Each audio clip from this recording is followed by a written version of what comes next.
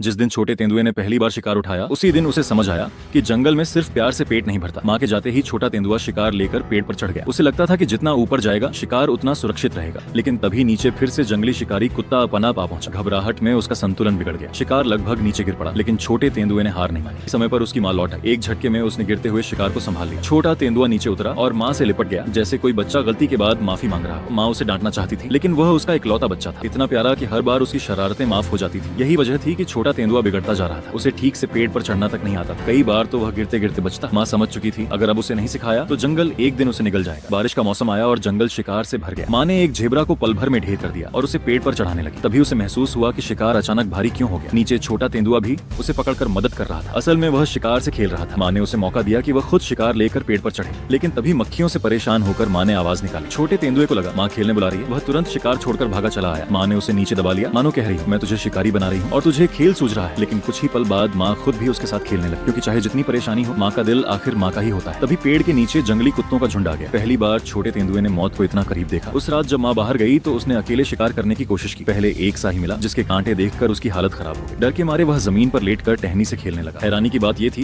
कि साही सच में चला गया। लेकिन उस रात छोटे तेंदुए को समझ आ गया कि सिर्फ मासूमियत से जंगल में जिंदा नहीं रहा जा सकता। अगले दिन उसने पेड़ पर बैठकर ध्यान से देखा कि माँ शिकार कैसे करती है। हर कदम, हर चाल उसके दिमाग में बसती चली गई। फिर एक रात उसकी असली परीक्षा शुरू हुई। पहले उसने मौका गंवाया, फिर खरगोश भी हाथ से निकल गया, लेकिन इस बार उसने हार नहीं मानी। कुछ देर बाद उसने हिरणों के झुंड को देखा। अब की बार उसने बिना डरे हमला किया और पहली बार वो सफल हो गया। उसने शिकार उठाया, पेड़ पर चढ़ा और इस बार बिना गलती किए उसे ऊंची शाखा पर सुरक्षित रख दिया। उसी रात एक बिगड़ा हुआ बच्चा जंगल का असली शिकारी बनना शुरू हो गया।